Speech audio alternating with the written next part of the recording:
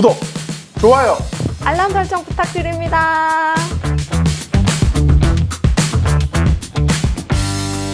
네, 시민 여러분 안녕하십니까? 여러분의 알 권리 지킴이 박대영입니다.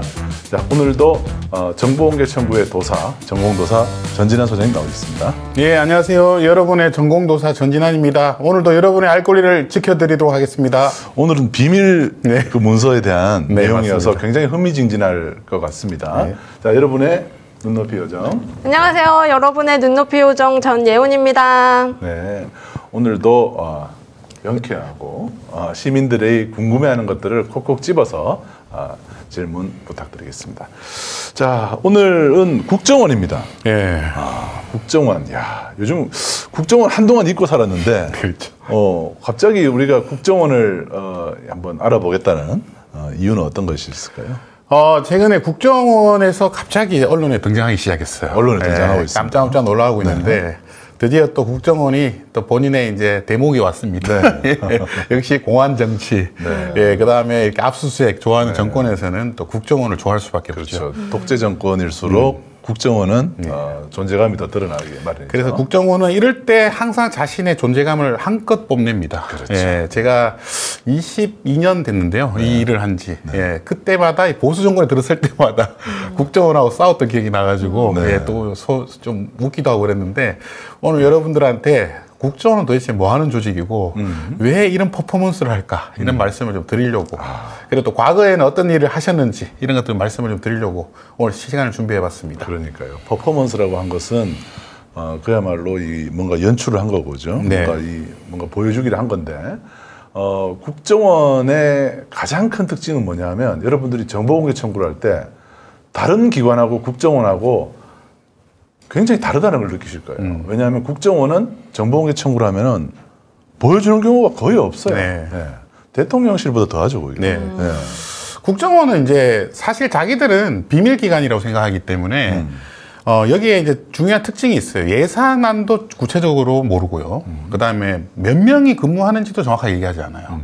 그 다음에 제가 알기로는 이제 화이트 요원이 있고, 이거는 정식 공무원으로 등록되신 분들이 있고, 블랙 요원이 있어요. 아하. 예, 이분들은 몰래 활동하시는 분들. 블랙 요원. 예. 그래서 이분들은 국정원에서 어떻게 관리하는지도 다 베일에 쌓여져 있습니다. 예. 그리고 이 국정원이라는 곳은 또 사업도 해요.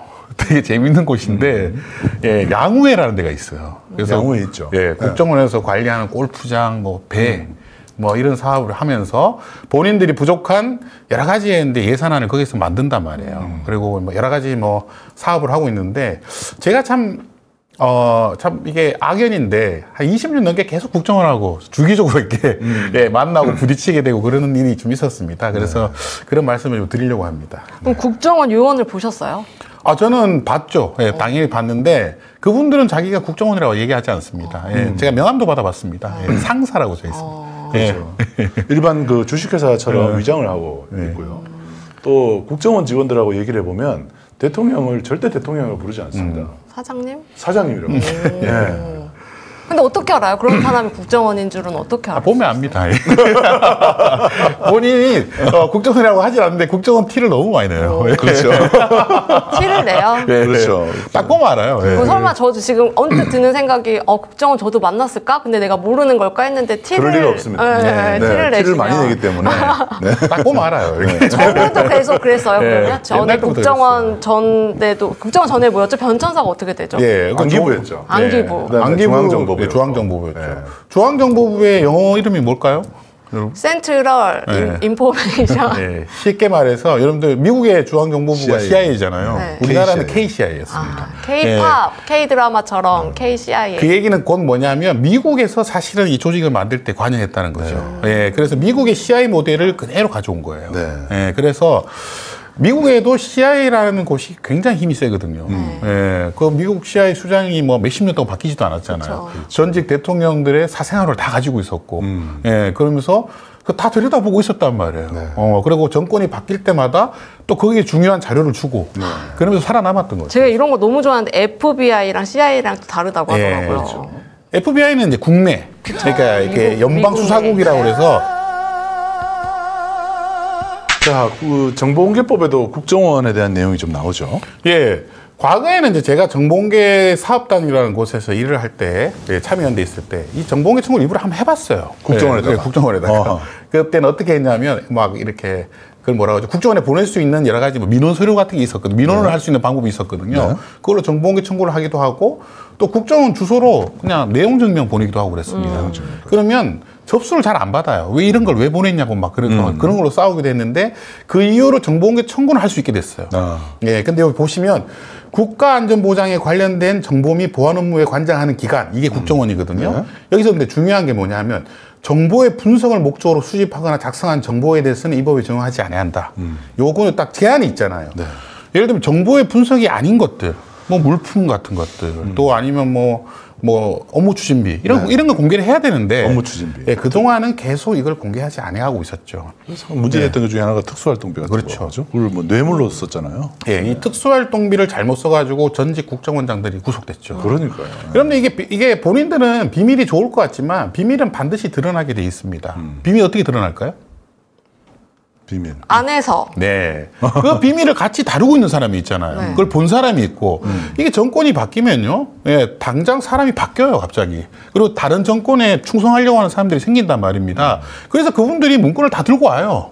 예, 그래서 막 전 직장에 있었던 자기의 뭐 상사들을 막 이제 폭로하는 그런 문건들을 막 주게 되고, 그러면서 그게 제일 심한 데가 국정원입니다. 국정원은 정권이 바뀔 때마다 사람이 구속됩니다. 예. 그 다음에 뭐 1급 이상 그 요원들은 다 왜 뭐 대기 발령 내고 이러면서 참 문제가 되게 심각해지고 있습니다. 내부 고발 아니면은 들여다볼 수가 없는 없죠. 것이죠. 예. 근데 뭐 국정원에 워낙 사람이 많기 때문에 뭐 내부적으로 다 이제 나온다고 보시면 됩니다. 네. 여기 보면 저 정보공개법 4조 3항에 아래에 보면 단서 조항이 있어요. 다만 8조 1항에 따른 정보 목록의 작성, 비치, 공개. 그러니까 목록은 볼 수 있다. 네. 이제 그렇게 돼 있죠. 근데 이것도 지킨 적이 한 번도 없습니다. 예, 그냥 왜냐하면 이것도 이제 무시해요. 예, 그래서 국정원은요, 이 정보공개법을 무시하는 전략을 계속 쓰고 있었어요, 그동안은. 그냥 뭐 누가 감히 자기들한테 뭘 해. 근데 제가 뒤에 보여드리겠지만 결국 문재인 정부 때 정보공개 청구로 예, 문이 열리기 시작했죠. 예, 그런 것도 한번 나중에 소개해 그것도 드리겠습니다. 한번 보죠. 예. 선생님 그러면은 감사원이랑 국정원이랑 싸우면 누가 이겨요? 제가 알기로 감사원이 국정원 감사를 한 적은 없는 걸로 알고 있습니다. 네. 국정원은 승? 판정승? 국정원을 털 수 있는 데는 이제 검찰밖에 없습니다. 네. 예, 그래서 또 검찰이 압수수색을 해가지고 털고 구속시키고 막 그랬죠. 또 검찰이군요. 예. 그때 국정원이 아마 위장 사무실을 만들어서 검찰의 압수수색에 네. 대응했던 적도 있었죠. 그렇죠? 국정원이 그 정도로 창조적이네요. 치밀합니다. 예. 세트를 만들었군요. 세트를 만들어서 위장 사무실을 만들어서 정말. 한 적도 있습니다. 자, 그다음 이제 보안 업무 규정에 대한 얘기를 안 할 수가 없죠. 예. 근데 국정원이 이제 통과하는 법 중에 하나가 이 보안 업무 규정입니다. 이 보안 업무 규정으로 우리나라에 있는 모든 공공기관에 이제 보안 감사라는 걸 합니다. 여기 보시면 1급, 2급, 3급 비밀이 있는데 1급 비밀의 경우 누설될 경우 대한민국 외교가 단절되고 전쟁을 일으키며 국가의 방위계 정보 활동 및 국가 방위에 반드시 필요한 과학기술과 개발을 위태롭게 하는 그런 있는 정보들을 이걸 이제 1급 비밀이라고 하는데 1급 비밀 우리 많이 쓰죠. 영화로도 뭐 나왔던 네. 거 있고. 예. 근데 놀랍게도 국정원에서 1급 비밀을 공개한 적도 있어요. 제가 뒤에 또 설명드리겠지만. 너무 재밌겠어요. 근데 이거 보시면 1급이 얼마나 무시무시합니까? 외교가 무시무시한데. 단절되고 그렇죠. 전쟁이 일어난다는데 지가 스스로 공개를 해버려. 그러면 안 되지 않나?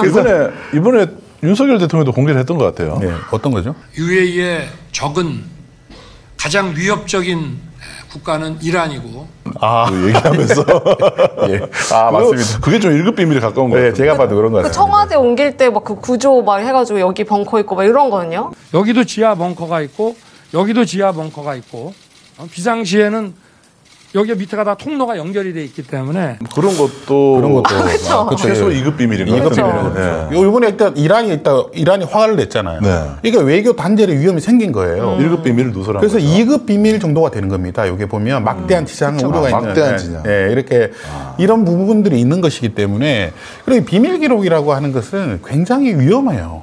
네, 그것은 비밀 기록이 뭐냐 하면 기본적으로 누군가 꼭 봐야 되는 정보입니다. 왜? 소수는 봐야 되잖아요. 정권이 바뀌더라도 대이란 관계, 대중 관계, 대북 관계, 대일 관계 이런 게 다 있잖아요. 이걸 봐야 되는데 이 사람들은 그 본 거를 자기 정치를 이용하려고 하는 욕구가 있거든요. 그래서 자서전에 쓴다든지 막 이런 일을 막 해버립니다. 그래서 이런 부분도 제가 예전에 막 비판한 적이 있는데 이 보안 업무 규정에 대해서 한 말씀만 더 드리면 이게 대통령령으로 돼 있습니다. 법으로 돼 있지 않습니다. 법이 아니네요. 이 법을 처음 만들어졌을 때부터 1960년 정도 된 때부터 시작됐는데 왜 보안 업무 규정으로 만들었냐? 여기가 중요해요. 우리 시청자 여러분. 보안 업무 규정으로 만든 이유는 국회에 관여를 받기 싫어서 그런 거예요. 그러니까요. 법은 국회에서 통과할 수 있고 시행령, 이게 대통령령으로 돼 있는 것은 대통령이 작업할 수 있는 겁니다. 근데 법으로 안 만들어 놓으니까 국회에서 어떻게 할 수가 없잖아요. 그래서 대통령령으로 만들어 놓은 거예요. 이걸 노무현 정부 때 개혁하려고 했는데 그때 또 뒤에 설명드리겠지만 이게 또 국정원에서 장난을 쳐가지고 이게 지금까지 개정이 안 되고 있습니다. 참. 자, 그리고 그래도 뭐 국정원 같은 경우는 지난 정부 때 같은 경우는 국내 파트, 그죠? 이런 국내 파트 같은 경우가 이제 더 이상 활동을 안 한다 그래서 국내 정치 문제나 이런 것들을 더 이상 개입을 안 한다 그래서 좀 한편에 좀 다행스럽다는 생각 들었거든요. 자, 그런데 이 국내 파트를 이제 없앴다가 다시 또 살렸어요. 이때 이제 요 때가 또 이제 선거 기간이었잖아요. 선거 재작년. 국정원은 항상 이 선거 기간에 스물스물 기어 나옵니다. 요때 이제 요소수 사태가 있었는데, 요소수. 국정원이 이제 국내 파트를 살려서 전략 물자들을 앞으로 좀 정보들을 뚫어가지고 앞으로 해외하고 많이 수입할 수 있도록 만들겠다는 되게 기원 발상을 하면서 여기 국내 파트를 살살살 살리겠다고 하는 거거든요. 요때가 이제 또 국정원은 선거 기간이 되면 또 대목이거든요. 다음 대통령한테 이제 자기 로비를 하는 거죠. 이러면서 다음 장을 보시면 이제 본색을 드러나기 시작합니다. 그러니까 민주노총 압수수색하는데 국정원이 나타나가지고. 이 보도자료 누가 냈을까요? 국정원, 여기 보면 민주노총 벼르는 국정원이라고 나와 있잖아요. 이거 국정원에서 낸 거거든요.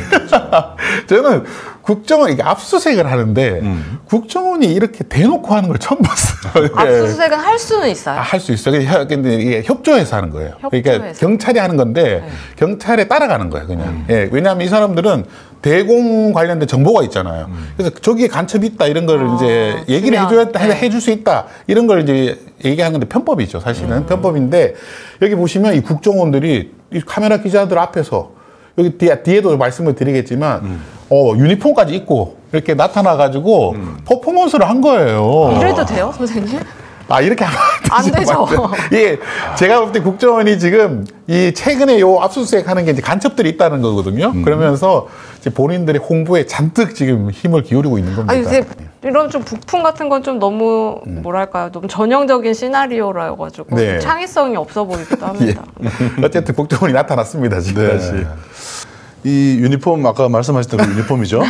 저도 드라마 촬영인 줄. 저도 예전에 그 국정원 압수수색하는 현장을 한번 취재한 적이 있는데 다 그냥 이런 사복 입고 나타나요. 양복 그냥 입고 나타나지 이렇게 국가정보원이라는 글씨를 제가 본 적이 없습니다. 제가 이거 신문에서 보고 그 드라마를 캡처한 줄 알았어요. 드라마 세트 장관. 그래가지고 요즘에 신문에 드라마도 이렇게 캡처해서 보내나? 이랬는데, 누구한테 물어봤더니 이게 진짜라는 거예요. 야, 이 국정원에서 이렇게 옷을 맞춰가지고. 그러니까 자기가 국정원 직원이라는 걸 절대 드러내면 안 됩니다. 그게 국정원, 국가정보원법에 명시가 돼 있어요. 그런데 자기가 국가정보원 직원이라는 것을 잠바를 입고 나타났어요. 이게 시민들한테 보여주는 거잖아요. 이게 이제 왜 이렇게 하겠습니까? 이분들이 지금 이제 뒤에 나오는 얘기지만 다시 재작년에 이제 폐지했던 이제 대공수사권이라는 게 있습니다. 그 대공수사권이 지금 폐지됐고 대공조사권만 남았거든요. 이 국정원 직원들이 할 수 있는 국정원법에 개정을 해가지고 이걸 다시 뺏고 싶은 거예요, 경찰한테. 그러면서 이제 국민들한테 이걸 이제 이렇게 퍼포먼스를 해서 우리가 이렇게 열심히 하고 있는 조직이다. 경찰은 이런 걸 할 수가 없다. 이런 거를 지금 홍보하기 위해서 긴급하게 유니폼까지 맞춰 있고.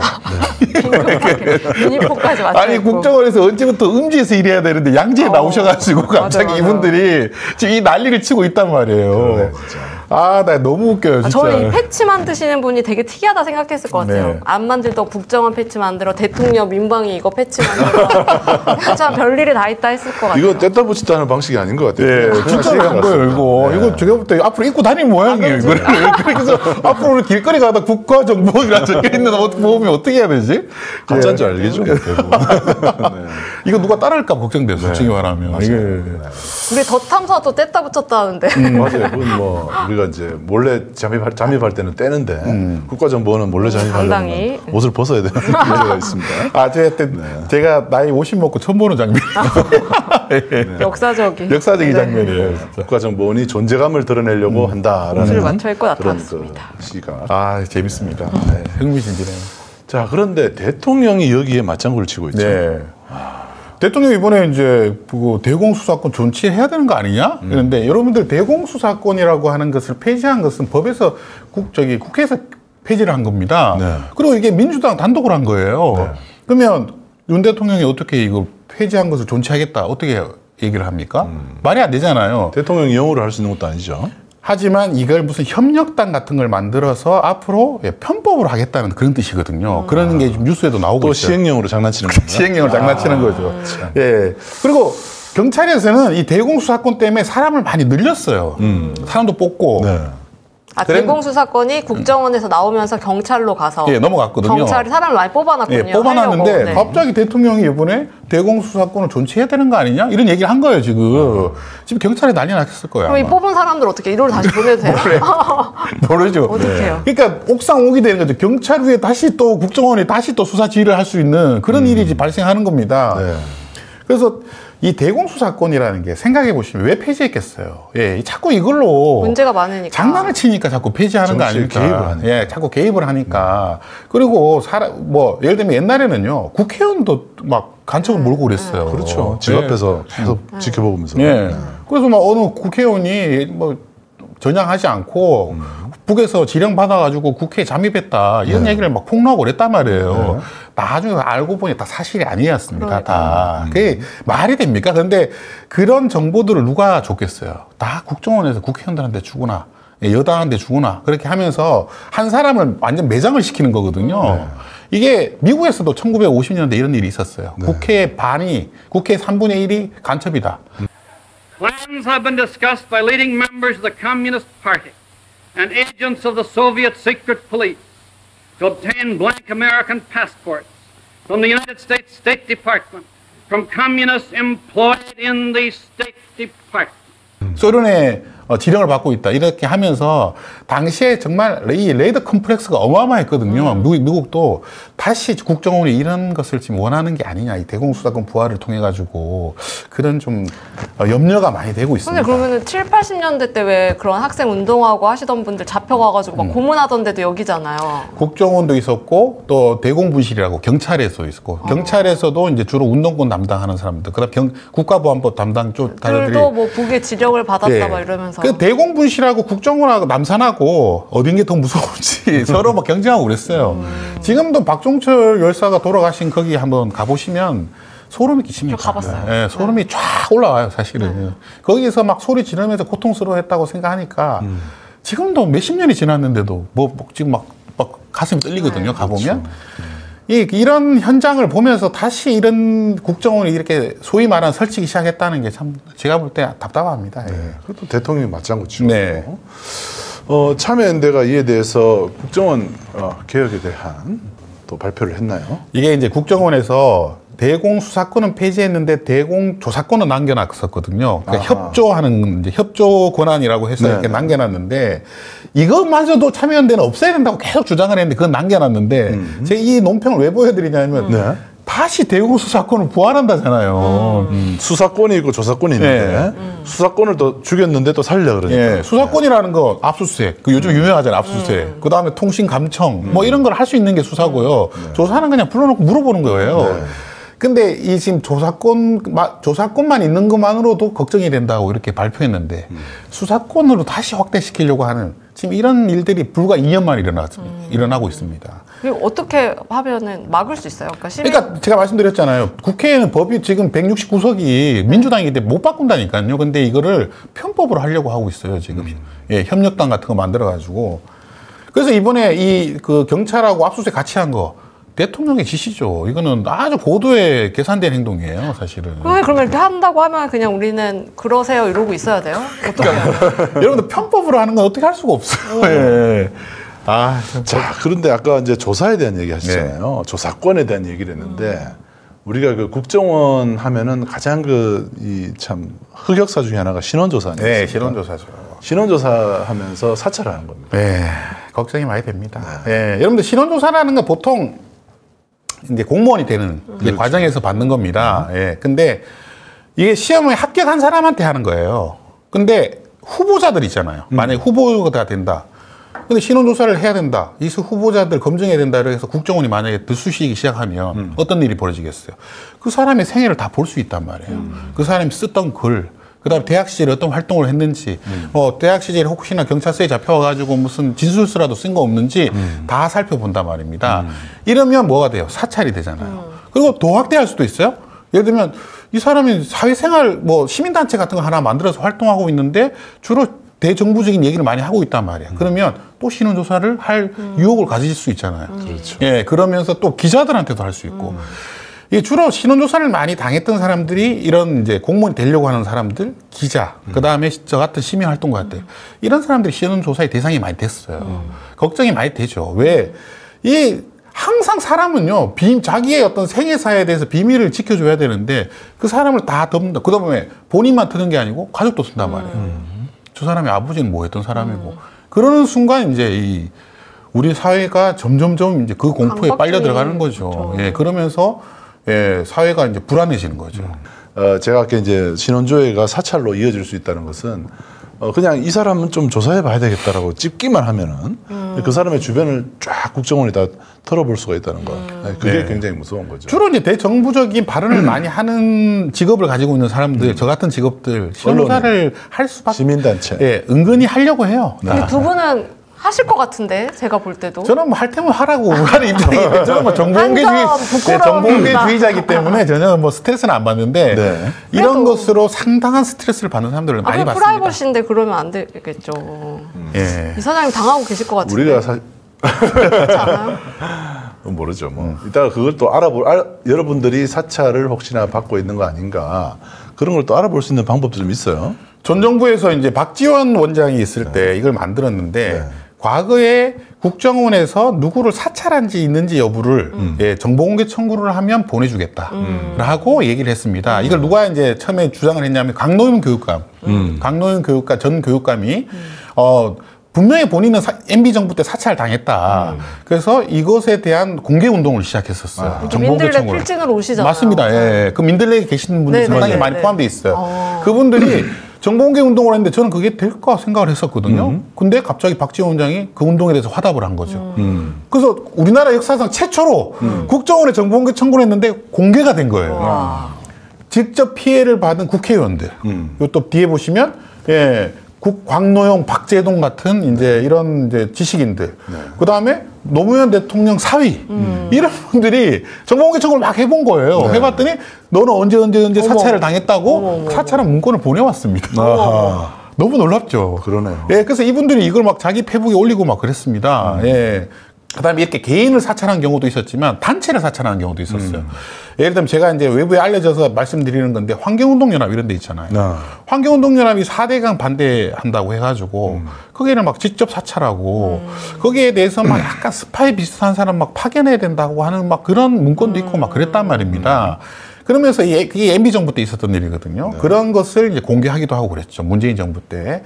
이게 다 불법이에요. 이런 거 다 이제 문제가 심각한 건데 이것이 이제 이거 다시 부활하는 거예요. 솔직히 말하면 대공수사권이라는 게 이제 불안한 겁니다 지금. 근데 저는 이렇게 대단하신 분들도 사찰의 대상이 되지만 저는 MB 정부 때는 그냥 평범한 시민들도 그냥 찍어가지고 사찰하고 했다고 막 보도가 나온 게 기억이 나거든요. 예를 들면 이 그때 이제 문재인 정부 때는 이분이 이제 민정수석도 하고 장관도 했지만 이분이 2011년도 이럴 때는 그냥 교수였잖아요. 그냥 평범한 사람이었어요. 네. 그냥 트위터 많이 하시는. 예. 근데 이분에 대해서도 사찰을 해가지고 이분이 정부를 상대로 2억의 손해배상 청구를 해서 5천만 원을 받았어요. 법원에서 봤어도 너무 심각한 거예요, 이거는. 그래서 이분이 직접 이제 이걸로 막 글도 쓰시고 막 그랬는데 이게 국정원의 정치 관여의 금지 조항을 어긴 거거든요. 예, 이렇게 된 것입니다. 국정원이 이런 흑역사가 있어요. 이게 이런 거를 일반 사람들 상대로 하면 안 되는데 당시에 이 대공수사권이라고 하는 거, 국내 정보 수집이라고 하는 명목하에 이런 것들을 계속 해왔다는 것입니다. 네. 지금 또 다시 조짐이 보이는군요. 그렇죠. 대목이 왔다니까요. 자, 그런데 국가정보원에다가 정보공개 청구하는 방법을 좀 알려주시죠. 예, 이거는요, 이제 우리가 말씀드렸던 open.go.kr에 없고요. 네. 예, NIS, 그러니까 국정원 정보공개 청구, 국정 홈페이지에 들어가시면 정보공개 청구할 수 있는 난이 있습니다. 그래서 자기가 사찰했는지 여부를 사실은 이제 이걸 공개했기 때문에 지금 정부가 바뀌어도 비공개할 수가 없거든요. 한번 본인들 중에 여기 시청자 여러분들 중에 혹시 본인이 정부 사찰 당한 적 없는지 한번 청구 한번 해보시면 혹시 모르니까. 네. 우리 이사님도 한번 해보시죠. 네, 저도 한번 해보겠습니다. 방송 끝나고 해보겠습니다. 본인만 할 수 있는 거죠. 본인만 할 수 그렇죠. 있죠. 네. 다른 사람이 알 수는 없으니까. 네. 국가정보원에 대해서 국가정보원도 뭔가 정보를 생산을 할 텐데 정보공개 목록이 나와 있네요. 네.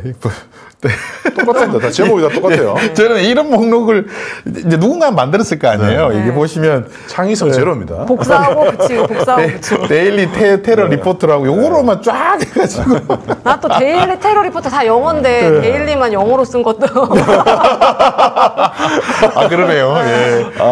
예. 그래서 요거로만 정보공개 목록을 만들어서 올려놨네요. 네. 자 이럴 때 보면 참 저는 또 보람을 느껴요. 그러네요. 국정원도 이렇게 목록을 만들어 놓는 거예요. 그래도 그나마 뭔가 신용을 하고 있습니다. 정보공개법을 지키려고 노력하는 거죠. 야, 참 세월이 많이 좋아졌습니다. 아까 전에 정보공개법 4조 3항에 그 정보공개 목록이라도 공개해야 된다고 되어 있잖아요. 근데 옛날 안 지켰거든요. 무시했거든요. 네, 근데 이제 좀 지키는 신용을 좀 하고 있습니다. 네.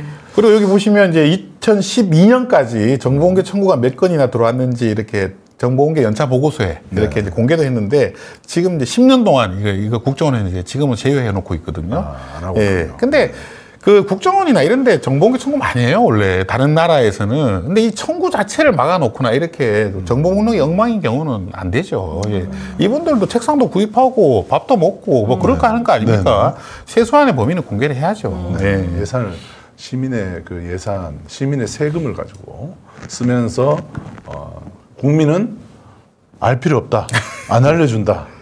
이렇게 얘기를 하는 것은 국정원 자체가 스스로 존재 이유를 망각하는 거 아니겠나 싶습니다. 정보기관의 이제 못되는 버릇입니다. 네. 이건 전 세계가 마찬가지예요. 솔직히 말씀드리면. 그래서 미국 CIA가 전 세계에 있는 각국 정상들 전화 도청한다고 폭로했잖아요. 그래가지고 난리 났었잖아요. CIA가 아니고 NIS인가? NIS일 거예요. 그래가지고 이게 난리가 나가지고 미국이 개망신을 한번 당한 적이 있습니다. 자, CIA가 그 온라인 정보공개 전자열람실이라는 걸 운영하고 있네요. 좀 낫지 않나요? 이것도 뭐 솔직히 말씀드리면 열람실을 운영한다는 거지 뭐 공개한다는 거죠. CIA가 어떤 조직인데 그걸 공개하겠습니까? 하지만 미국에서는 이제 약속된 건 있습니다. 어떤 거냐면 비밀 기록이 이제 소위 말하는 조난이라고 그러는데 기록이 만료됐을 때 이걸 적극적으로 공개해요. 네, 예를 들면 뭐 제가 생각나는 것 중에 하나가 이제 이란 콘트라 사건이라고 80년대에 이란에 이제 무기를 수출했어요, 미국이. 근데 원래 이란은 적대국이기 때문에 이번에도 윤석열 대통령이 말했지만 그 적대국이기 때문에 무기를 팔면 안 됩니다. 근데 이 무기를 팔아가지고 그 판돈을 갖고 남미에 있는 이제 주요 사회주의 소위 말하는 진보주의 정권을 이제 그 여러 가지 공작을 했거든요. 그 돈을 그렇게 썼어요. 근데 이게 어떻게 드러났느냐? 정보공개 소송으로 드러났어요. 이 돈을 받았다. 이게 이란 콘트라 이제 사건이라고 하는데 미국은 이런 사건이 터지면 다 공개해버려요. 그리고 나서 그걸 헐리우드에서는 또 그런 걸 보고 영화를 만듭니다. 미국 아무리 비밀 기록이라도 돈 앞에서는 이제 무기력하거든요. 또 다 만들어가지고 그걸 또 다 공개해요. 예, 참 재밌는 나라예요. 그런 거가 검찰의 수사나 이런 걸로 밝혀진 게 아니라 정보 공개 청구로 네, 밝혀져서 정보 공개 청구로 밝혀집니다. 그게 이메일을 미국에 있는 이제 미국에 있는 시민단체가 국방부하고 국무부에 이메일을 정보 공개 청구해가지고 이제 그걸 소송으로 받아낸 거죠. 예, 그러면서 그 스캔들이 이제 밝혀지게 된 것입니다. 예. 미국 사람들도 또 다 싸워야 또 이겨내고 받아내고 하는군요. 민주주의는요 거저어진 게 하나도 없어요. 너무 힘듭니다, 진짜. 권리 위에서 잠자는 자에게는 주어지지 않습니다. 할 게 너무 많네요. 맞습니다. 자, 그리고 국정원의 흑역사로 이어갈까요? 너무 재밌을 것 같아요, 선생님. 국정원의 흑역사는 뭐 여러분들 기억하시는 분도 많죠. 서울시 공무원 간첩 사건, 네. 간첩 조작 사건. 네. 이분이 이제 서울시 공무원이었어요. 그렇죠. 예, 그리고 이분이 이제 탈북했던 분입니다. 예, 탈북했는데 당시에 탈북한 사람들 이제 국내에서 이분이 또 머리가 좋은 사람이에요. 예, 의사 출신이고 그래서 서울시 공무원으로 있다가 갑자기 신문에 나는 거예요. 네. 예, 공무원이 그 간첩이 공무원으로 압력했다. 그러면서 이분이 이제 기소가 되면서 우리나라를 진짜 떠들썩하게 만들었죠. 근데 나중에 알고 봤더니 이제 기사에도 나옵니다만 이게 검찰에서 이 사람의 기본적인 조서 내용이 정확하지 않다는 국정원에서 이게 그 증거 조작을 했다는 걸 알았어요. 알았는데 밀어붙인 거예요, 이거를. 그게 참 국정원이 얼마나 위험한 조직이에요. 예, 이거 막 증거 조작을 해놓고 검찰에서 그걸 알았는데도 검찰조차도 국정원의 눈치를 본 거예요. 그러면서 이 사건이 이제 드러나기 시작한 거죠. 이게 이제 주로 그때 최승호 PD라는 분이 이걸 이제 이게 탐사보도로 다큐멘터리를 만들어서 우리 사회에 큰 충격을 줬던 사건 중에 하나입니다. 네. 뭐 언론까지도 동원되고요. 국정원, 뭐 검찰, 정말 우리 사회가 어떤 한 사람을 어떻게 망가뜨리는지를 여실히 보여주는 그런 사건이었죠. 그 레드 컴플렉스라는 게 뭐냐? 얼마나 무서운 거냐면 이 간첩이라고 하면 사람들이 다 무서워하잖아요. 그리고 마치 우리나라에 엄청난 뭐 큰일이 난 것처럼 생각하고 또 이게 적대시한단 말입니다. 사람들의 마음에 적대시하는 마음이 생기잖아요. 간첩이니까. 그러니까 뭐 적당히 증거 조작하고 이래도 아무리 억울함을 얘기해도 그 억울함을 안 받아줘요. 생각해 보세요. 예전에는 어부들 중에 북한에 납북이 됐다가 돌아오신 어부들이 있거든요. 대부분 이분들을 다 국가보안법으로 다 간첩으로 다 엮어가지고 북한에서 오히려 이게 교정이 돼서 북한의 지령을 받고 다시 내려온 거라고. 수많은 정말 어부들이 구속이 되고 정말 10년씩 살고 집안이 다 풍비박산이 나고요. 그런 일이 너무 많았어요. 정말 무시무시한 사건들이 많았습니다. 근데 이 사건도 그렇고 아닌 거 알면서 왜 자꾸 이렇게 잡아놓는 거지? 그냥 실적 올리려고 그러는 거예요? 국정원에서는 이제 국정원이 왜 있어야 됩니까? 우리의 정보를 보호하고 뭐 아니 국정원의 존재 이유 제일 정확한 게 뭐예요? 간첩이잖아요. 그래서 자기들 실적이 있어야 먹고 살 거 아닙니까? 아니 범죄자가 없는데 검찰이 왜 필요해요? 범죄자가 있어야 검찰이 필요한 거고 경찰이 필요한 거지 않습니까? 근데 국정원은 간첩이 필요한 거예요. 참 역설적입니다. 왜냐하면 그게 없어야지 정상적인 사회인데 이 간첩이나 범죄자가 있어야지만 사는 조직이 있다면 없는 것도 만들어내는 거예요. 왜냐하면 그렇죠. 저도 한번 국정원 그 통계를 한번 봤는데 간첩이 갈수록 줄어드는 거예요. 옛날에는 이제 냉전 시대에는 간첩들이 많았는데 그게 산업이거든요. 간첩이 줄어드니까 얘네들이 간첩을 만든다는 거를 처음으로 드러낸 사건이었죠. 자, 그리고 이 프락치 진술서. 이분이 충격을 준 분인데 이분이 2014년부터 국정원으로부터 돈을 받아가지고 통일경제포럼이라는 걸 이제 해서 2019년까지 운영을 합니다. 예. 참 놀라운 일이죠. 이때 2019년은 문재인 정부인데 이때까지 하면서 본인이 국정원 뿌락지로 활동을 했다고 폭로를 해요. 예. 그리고 이분이 어떤 얘기까지 했냐면 국정원에서 자기도 그만하고 싶다고 하면 자꾸 그때 룸사롱까지 데리고 와가지고 이 차도 보내고 돈도 용돈도 주고 생활비도 다 내주면서 그걸 꼭 하라고 했다는 거예요. 근데 자기가 너무 자기 대학 동기들까지도 다 사찰을 해야 되고 막 그런 그 스트레스를 받아가지고 폭로를 한 거예요. 이게 사건이 이게 보도가 많이 안 됐어요, 의외로. 예. 국정원이라는 조직이 이런 일도 합니다. 뿌락지를 잡아야 되는 조직이 만들어서 보낸 거군요. 그렇죠. 정보 수집을 목표로 이렇게 하는 겁니다. 그래서 이런 일은 한 젊은이의 생애를 완전히 망치잖아요. 예. 이런 일 하면 안 되죠. 이게 참 국정원이라는 데가 참 보면 이런 못된 버릇이 자꾸 나온단 말입니다. 다 다 하죠. 근데 지금은요? 지금도 이런 프락치가 있을까요? 그러니까 모르죠. 어딘가에? 근데 이게 만약에 대공수사권이 또 부활되고 또 제가 말씀드렸죠. 대공. 네. 예, 그러니까 이게 간첩 잡는 거거든요. 네. 또 유혹이 생긴단 말이에요. 예, 그러다 간첩 보면 만들기를 시작. 예, 간첩 만들 수도 있고. 그게 참, 그러니까 저는 이런 때 또 먹잇감이 되는 사람들이 있어요, 주로. 뭐 옛날에 진보당 소속들이나 아니면 노동운동 했던 분들이나 이런 분들을 또 이 사회적 약자들인데. 이석기 씨 같은 예, 이런 분들을 딱 잡아가지고 또 난리를 치는 겁니다. 예, 그래서 참. 자, 그 또 하나의 흑역사죠. 이 뭐 NLL 포기 발언 이게 예. 참 지겹게 이건- 들었는데. 예. 이건 제 책에 있는 이제 대통령 기록 전쟁에 주로 썼던 책 이제 내용이고 저도 관련돼 있기 때문에 이게 이제 2007년도에 노무현 대통령이 그때 기억나시죠? 이제 북한에 이제 도보로 넘어갔잖아요. 네. 그러면서 2차 남북 정상회담을 했는데 그때 이제 그 지금도 생각나지 않습니까? 김정일 국방위원장하고 두 명이서 이제 이렇게 독대를 했잖아요. 네. 그때 뭘 약속해 줬냐? NLL을 포기하겠다고 하는 약속을 해줬다. 이런 것을 이 남재준이라는 국정원장이 이거 폭로를 했어요. 네. 이 남북 정상회담록은요 1급의 비밀 기록이었어요. 근데 이걸 국정원에서 2급 비밀로 낮춰가지고 공개를 했단 말이에요. 아까 그거와 똑같죠? 아, 국가 안보를 불안해하는 거를 이게 남북한이 서로 협력 공통으로 이제 쓴 거기 때문에. 이거는 서로 간에 합의가 있어야 공개를 할 수 있는 겁니다. 근데 이걸 그냥 또 공개해버린 거예요. 이거 마치 뭐 자기가 노무현 대통령의 엄청난 비밀을 밝힌 것처럼 공개를 했어요. 나중에 알고 봤더니 NLL 포기 발언이 없어요. 왜 그런 거예요? 그러니까 그 당시에 뭔가 자기 국정원의 어떤 뭐 자기의 국정원이 살아날 길을 또 찾은 거죠.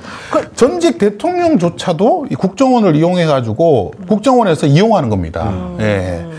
정말 이거 보고 제가 분노했었어요, 진짜로. 이게, 와. 그럼 이 국정원장님은 그 박근혜 전 대통령의 임명을 받아서 국정원장인 거죠? 네, 맞습니다. 예, 그래가지고 이게 2012년도에 있었던 일인데, 43년도에 이때 있었던 일인데, 이 사람의 이 행태가요, 어떤 일이냐면, 그냥 기자 한 명한테 준 것도 아니고, 국회 가가지고, 예, 국가정보위에서 이걸 프린트해서 가져왔어요. 이때 문제가 뭐였냐면 이게 그래서 전문을 다시 보자. 이래가지고 이제 이게 전문을 찾아보다가 대통령 기록관에서 이게 안 나와가지고 또 난리가 났었답니다. 그래서 이게 막 기소도 되고 그랬었는데 결국 나중에 찾아냈습니다. 찾아냈는데 찾아내서 보니까 NLL 포기 반응이 없었어요. 이분 어떻게 됐어요, 결국? 이분은 나중에 유출한 사람은 일단 뭐 처벌받아 정문원 의원이었죠. 당시에. 정문원 이분이 당시에 통일비서관이었어요. 예, 통일비서관 맞을 겁니다. 아마 국정원에서 제보를 받았던 것 같아요. 예. 국정원에서 또 이상하게 제보를 했겠죠. 그래서 이분이 기자회견을 자청해가지고 국회의원 때 예, 이분이 공개를 했습니다. 아, NLL 대화록이 없었는데 어떻게 유출이 된 거예요? 있었어요. 아, 국정원에 한 부 있었고, 말이 없었다. 예, 국정원에 한 부 있었고 대통령 기록관에 한 부 네네네. 있었는데 이 정문이라는 분이 어떤 걸 법을 만들었냐면 예문춘추관법이라고 대통령 기록물법을 최초로 위반한 사람이에요. 그리고 이런 대화록 같은 기록들은 100년 동안 비공개해야 된다. 라고 최초로 이렇게 제안한 사람입니다. 네. 그래서 제가 아니 정문호 이 양반은 자기가 그 법을 만들어 놓고 본인이 1급 비밀 기록을 폭로하는 어처구니 없는 일을 했는데 이게 우리나라 재판부에서도 보기니까 너무 황당한 거예요. 그래서 이분을 공공기록물법 관리법 위반으로 1천만 원 벌금을 확정이 됐단 말이에요. 근데 이분이 뭐가 됐을까요, 지금? 지금 저는 이거 보고 깜짝 놀랐습니다. 지금 와, 대한민국의 가장 중심에 있는 종로구청장이 되셔가지고. 정치 1번지라고 하는. 아, 이 사람 사라진 줄 알았어요. 예. 어디 갔나 했더니 구청장하고 있군요. 역시 기가 막힙니다. 제가 이분을 정말 비판을 많이 했거든요. 정말 자기 인생 자기 정치 역사에서 하지 않아야 될 일을 너무 많이 하신 분이에요. 자기 법은 그렇게 만들어 놓고 그다음에 이분 때문에 대통령 기록물법이 만들어졌거든요. 근데 자기는 그걸 폭로를 해. 이 사건이 두 가지가 문제였던 겁니다. 국정원에서 1급 비밀을 폭로하고 그래서 제가 그때 뭐라고 그랬냐면 아니 제가 정보공개 활동가인데 국정원 보고 비밀 기록 폭로하지 말아달라고 그때 제가 기고를 했거든요. 그랬더니 경향신문에서 저를 찾아와서 인터뷰를 하자는 거예요. 정보공개 활동가가 왜 공개하면 안 된다고 얘기하는 겁니까? 이렇게 이제 인터뷰를 한 적도 있어요. 그러니까. 얼마나 기가 막혔으면 제가 그랬겠어요. 예. 이게 참 전 세계가 다 웃었어요. 이거 가지고. 예. 그리고 이걸로 한국이란 나라는 대한민국이란 나라는 언제든지 잘못하면 대외교적인 발언들이 언제든지 폭로될 수 있다. 이런 인식을 줬단 말입니다. 예. 이번에 대이란 그것도 발언도 그런 차원에서 또 역사가 있다는 겁니다. 제가 볼 때는. 그래서 굉장히 위험한 겁니다. 이게 사실 이렇게. 자, 국정원 특활비 요 상납한 일 아까 언급을 잠깐 했습니다. 네. 국정원장들 역대 국정원장들이 대통령한테 상납을 했는데 그걸 국민 세금으로 상납을 했다는 거예요. 여러분들 국정원 이제 특수활동비라는 게 있습니다. 지금 이제 1년에 대략 한 9천억에서 1조 사이라고 보시면 됩니다. 예, 엄청난 큰 돈입니다. 네. 그 중에 반 정도를 한 50% 정도를 국정원에서 씁니다. 네. 예, 이거 뭐 하라고 쓰겠어요?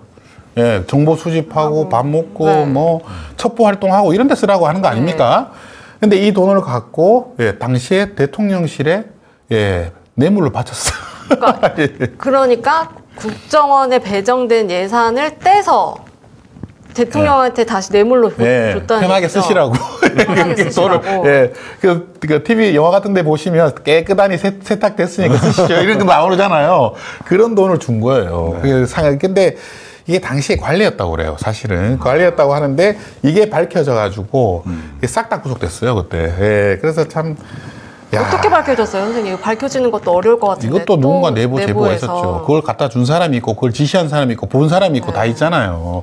그러면서 비밀이 없습니다. 예, 세상에 비밀 없어요. 다 그럼 알게 대통령 있습니다. 그걸 받아서 뭐 또 다른 데 쓰시는 거죠? 그 당시에 뭐 그게 뭐 최순실을 해서 뭐 그렇게 풀러 쓰이고. 들어가서 뭐 옷값으로 쓰였다는 설도 있고 그리고 특수활동비로 뭐 룸사롱 가신 분도 있고 골프 부킹하는 분도 있고 별 사람 다 있어요. 예, 그래 또 그런 게 다 드러나요. 자기 돈으로는 쓸 수 없는 돈들을 네. 이런 돈으로 쓰는 거죠. 자, 그 다음에 비밀보호법을 네. 또 추진을 하고 있다는 거죠. 이게 2007년에 네, 이게 제가 이제 관련된 사건이기 때문에 좀 말씀을 좀 드려야 됩니다. 그 아까 그 보안 업무 규정이라는 게 대통령령이라고 돼 있잖아요. 네. 그래서 이 당시에 그 노무현 정부 때 이 4대 개혁 법안이라고 그래서 정보공개법, 공공기록물법, 대통령기록물법, 그다음 비밀보호법 요 네 가지를 했어요. 나머지 세 법안은 다 개혁적으로 나왔습니다. 근데 이 비밀보호법 추진하면서 당시 국정원에서 어떤 걸 이제 개혁 방안을 제시했냐면 첫 번째 대입이라는 게 있습니다. 이게 국정원에 그냥 지명하면 다 대입이에요. 그걸 누설해도 처벌받아요. 이 대입을 없애고 비밀 1급, 2급, 3급으로만 하겠다. 그래서 대입이 앞으로 다 폐지한다. 제가 정보공개 활동가니까 얼마나 보기가 좋습니까? 아, 개혁 법안이네. 근데 제가 법안을 다시 봤더니 다른 걸 넣어놨어요. 비밀을 산업까지 확장을 시켜놓고 이걸 수집하거나 탐지하는 사람은 예, 7년 이하의 징역에 처하겠다는 거예요. 네. 그래가지고 생각해보시면 이런 법안에 노출된 사람이 누구예요? 기자들, 활동가들, 공익 제보 받는 사람들 이런 사람들 있잖아요. 그래가지고 이 법안이 잘못하면 통과될 뻔했어요. 그 더 놀라운 건 이 법안이 2007년에 이제 제가 반발하고 참여연대 다른 시민단체들도 반발해가지고 이게 이제 자동으로 없어졌거든요. 다시 2009년도에 부활해가지고 이명박 정부에서 이걸 또 통과시키려고 그랬습니다. 그러니까 이게 통과되면 어떤 일이 벌어지냐? 제가 이 경향신문에 비밀보호법 적용 가상 시나리오라는 걸 썼습니다. 이거 그래서 당시에 일면에 실었어요. 2008년도 11월 22일 날 실어가지고 뒤에 보시면 제 이름이 나옵니다. 이제 전진환이라고 김다슬 기자하고 이렇게 같이 쓴 건데 여기에 그런 내용을 한 거예요. 어떤 기자가 제보를 받으면 어떤 국정원에 전화해서 그 기자를 처벌할 수 있습니다. 예, 만약에 원자력 발전소 관련된 뭐 정보가 왔다. 그 비밀을 가지고 있는 것만으로도 수집한 것만으로도 기자를 처벌할 수 있거든요. 예, 누구든지 포함되어 있기 때문에 그래서 이 법안이 굉장히 위험한 법안이고 이것도 국정원에서 자신의 권한을 한껏 세우려고 만들었던 법안이에요. 예, 이거 막는데 제가 4년 걸렸습니다. 아, 결국 막았군요. 막았어요, 근데. 대단합니다. 진짜. 근데 비밀이 있어요. 막고 났어. 두둥. 무슨 비밀이 있었냐? 이제는 말할 수 있다. 네, 이제는 말할 수 있습니다. 2013년도에 이게 일본에서 도입됩니다. 오, 좋은 거라고. 예, 일본 비밀보호법이라고 기억나실 겁니다. 일본 시민사회가 들고 일어났어요. 그때. 저는 일본 비밀보호법이니까 뭐 우리랑 다르겠지 하고 우연하게 일본법을 봤거든요. 네. 우리가 만든 법이랑 똑같은 거예요. 수출했네? 수출을 한 거예요. K로. 그래서 제가 그 당시에 이 법안을 그래도 이제 관심 있게 봤던 국가기록원이나 이런 데 물어봤더니 일본에서 왔다는 거예요. 아, 벤치마킹하러. 네, 그래서 그 법을 봤다는 겁니다. 그래가지고 이게 당시 아베 정부였거든요. 아베 정부가 일본 시민사회하고 기자들이 특히 이제 원자력 발전 관련된 뭐 여러 가지 정보들을 그때 이제 후쿠시마 그렇죠. 사태가 후쿠시마 터졌기 때문에 이거 가지고 막 당시 반전 운동이 막 반원전 운동이 막 벌어졌을 때인데 이걸 잠재우기 위해서 한국의 법을 수입한 거 아닌가라고 예, 이제 얘기가 나왔어요. 매우 의심됩니다. 네. 네. 그래서 제가 일본에 이제 젠코데이라고 있습니다. 일본 시민사회에 이제 활동가들이 모여서 이제 한 1000여 명 모여가지고 하는 이제 운동이 있는데 거기 가서 이 사실을 발표했습니다. 일본이 난리가 났어요. 저한테 막 국회의원들, 그때 전 국회의원들도 있었거든요. 찾아와가지고 이게 어떻게 됐는지 막 인터뷰도 하고, 예. 그 다음에 여기 뒤에 보시면 제 얼굴이 나옵니다. 아드님인 줄 알았어요. 그러니까 아들인 줄 알았어. 이게 일본의 동경방송이에요. 도쿄방송. TBS가 네. TBS 교통방송이 아니고. 제가 이때 TBS라고 그래가지고 이때는 이제 이때 교통방송만 했거든요. 그래서 제가 아니 교통방송이 왜 일본 비밀보법을 취재를 하냐고 그랬더니 이 전화하신 분이 당황해가지고 도쿄 방송입니다. 그래가지고 말투가 좀 다른 걸 보고 제가 알았는데 일본에서도 이 법안이 한국에서 왔다는 걸 알게 된 거예요. 그래서 요게 지금 한 10 몇 분짜리 이제 영상인데 도쿄 방송 이제 영상인데 이게 한국에서 어떻게 흘러 들어왔는지를 저를 인터뷰한 장면입니다. 지금 어떻게 그리고 한국에서는 어떻게 처리됐는지. 네, 한국에서는 이제 그게 기각이 막아졌고. 됐는데 네. 막아졌는데 네. 엉뚱하게 일본에 가 있는 거예요. 그 이러고 법안이 있다. 어떻게 됐어요, 일본은? 통과됐죠. 통과돼가지고 제가 또 쓰고 있죠. 그래가지고 후쿠시마 원전에 대한 보도를 못 하는군요. 예, 그래도 이게 일본이 이 법안에 대한 공포가 엄청났었습니다. 예, 재밌지 않아요? 법안을 서로 수출입하라고. 그러니까 나쁜 생각이 결국 그 일본에 가서 현실화되는 쉽게 거예요. 배우네요. 나쁜 건 쉽게 배우네요. 예, 네. 저는 그래서 우리 사회가 이 정보공개법이나 비밀 관련된 법안은 전 세계가 공유하는 법안들입니다. 그래서 이 정보공개법도 전 세계의 정보공개 활동가들이 있어요. 예, 정보공개 청구 많이 하는 사람도 있고 비밀도 예, 전 세계에 있는 국정원, CIA 이런 다 공유하거든요. 그러면서 이런 법안들이 서로 예, 벤치마킹하고 서로 시민사회를 탄압하는 그런 것으로 쓰이고 만약에 이 법안이 다시 그때 통과됐으면 세월호 같을 때 그 취재가 됐겠어요? 다 막을 수 있었단 말입니다. 예, 그래서 제 인생에 가장 제가 좀 잘했다고 생각하는 게 일본 예, 비밀보법 막은 거예요. 항상 좀 속을 세우고 있긴 해야 되겠어. 또 언제 또 스물 뭐 지금 또 방송을 또 보면 예. 또 아, 맞다. 있었지. 맞아 저것 해야 되지 이렇게 생각할 다시 수도 있어요. 한번 해볼까? 홍보해 주는 건가? 큰일인데요? 또 맞겠습니다, 우리가. 예, 그래서 이게 다시 대공수사권 부활하면서 이 비밀보법 또 추진할지도 스물스물 모르죠. 할수 있어요. 아니 실제로 지금 이태원 참사 관련해서도요. 그 희생자들 명단을 공개했다는 이유로 맞아요. 특히 이제 저 같은 경우는 그 명단의 취재 과정에 참여한 적도 없어요. 그런데 참고인으로 해서 압수했다고. 집까지 경찰들이 찾아와가지고 주로 지금 그 박대웅 기자님을 지금 뭐 의심하는 것 같아요. 제가 봐도. 네, 의심하는 것 같은데. 한 적이 없으신데 저는 그냥 아예 거기 취재에 관여한 적이 네. 없죠. 네. 근데 이 명단을 공개했다는 이유로 한 언론사를 압수수색한다. 이건 사실 그거는 비판의 영역이지 수사의 영역이 아니거든요. 근데 수사를 하는 건 다른 겁니다. 그리고 언론사는 수많은 제보자들이 있기 때문에 제보자들이 위축된단 말입니다. 저는 오히려 민들레 같은 언론사를 압수수색함으로써 제보자들한테 경고하는 거 아닌가. 그렇죠. 그런 의심이 좀 들어요. 그런데 제가 그 거듭 말씀드리지만 요즘 제보자들 중에서 정말 딥스로트라고 불릴 만한 정말 중요 사건 제보자들은 절대 자신을 노출하지 않아요. 그래서 아마 민들레도 그렇고 좀 더 탐사를 아무리 뒤져도 이태원 참사 희생자 명단을 어떻게 입수하게 누가 줬는지 그 제보자는 영원히 못 찾을 겁니다. 저는 그렇게 생각해요. 제가 그 위키리크스 이제 만드신 분하고 네, 한번 네, 네. 다니엘 돔샤이트 베르크인가 그분하고 한번 얘기를 해본 적이 있는데 그분은 이제 그 어산지 옆에 있었던 분이죠. 프로그램을 담당했던 분인데 왜 영화에서 봤어요. 예, 위키리크스가 왜 유명해졌냐면 그 제보자를 세탁해요. 예, 제보자를 전혀 그게 있는 그 서버를 가지고 있는 사람도 그걸 몰라요. 예, 몰라요. 자동으로 그거를 그냥 마킹을 해버려요. 자기 맞습니다. 스스로. 그래서 그 위키리크스가 그걸 만들고 나서 막 스위스은행 비자금 같은 거 이런 게 막 제보가 돌았단 말이에요.